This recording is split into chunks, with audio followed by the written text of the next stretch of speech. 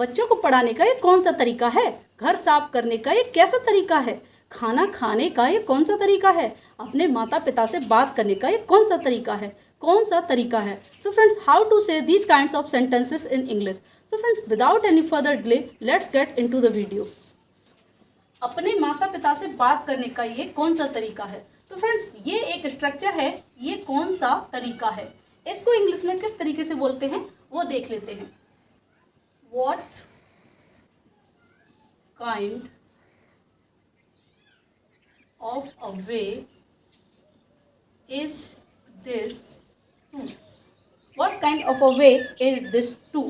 इस स्ट्रक्चर को हम यूज करेंगे और ऐसे सेंटेंसेस को फॉर्म करेंगे. आप अपनी डे टू डे लाइफ में ऐसे सेंटेंसेस को फ्रेंड्स मोस्टली यूज करते हैं. तो हम जब भी ऐसे सेंटेंसेस बोलें इस स्ट्रक्चर को यूज करके सेंटेंसेस को फॉर्म करेंगे. देन हम उस सेंटेंस को अपनी स्पोकन इंग्लिश में यूज करेंगे. अपने माता पिता से बात करने का ये कौन सा तरीका है? So sentence would be, what kind of a way is this to talk? बात करना, टॉक. अपने माता पिता से, to your parents, to your parents. What kind of a way is this to talk to your parents? इस तरीके से हम इस स्ट्रक्चर को यूज करेंगे और इन सेंटेंसेस को फॉर्म करेंगे. नेक्स्ट सेंटेंस है, अपने मेहमानों के साथ बात करने का ये कैसा तरीका है? या फिर आप कह सकते हैं अपने मेहमानों के साथ बात करने का ये कौन सा तरीका है? तो सबसे पहले हम इस स्ट्रक्चर को यूज करेंगे.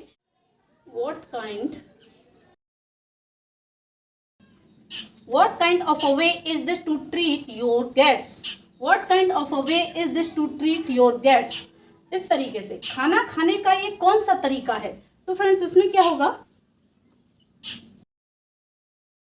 What kind of a way is this to eat food? What kind of a way is this to eat food? तो फ्रेंड्स, जब भी हमें ऐसे सेंटेंसेस की बात करनी हो कि कौन सा तरीका है, कैसा तरीका है, तो वहाँ पर हम इस फ्रेज को यूज करेंगे, what kind of a way is this to. और इसके बाद जो हमारी सेंटेंस में वर्ब होगी उस वर्ब की फर्स्ट फॉर्म का यूज करेंगे. जैसे कि बात करना, बर्ताव करना यानी कि ट्रीट, और खाना यानी कि ईट. तो टू के बाद हमें वर्ब की फर्स्ट फॉर्म का यूज करना है. और उसके बाद जो आपका ऑब्जेक्ट है, ये सेंटेंस में ये ऑब्जेक्ट का काम कर रहे हैं, तो ऑब्जेक्ट को सबसे लास्ट में रख देंगे. खाना, अपने मेहमान, अपने माता पिता, इस तरीके से ये सारे ऑब्जेक्ट हैं, ये जो सारे सेंटेंस के लास्ट में जाएंगे.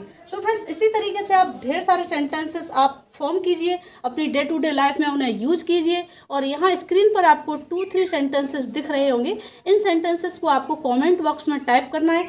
Then I will reply your sentences are correct और incorrect. So friends, I hope that my video was helpful for you.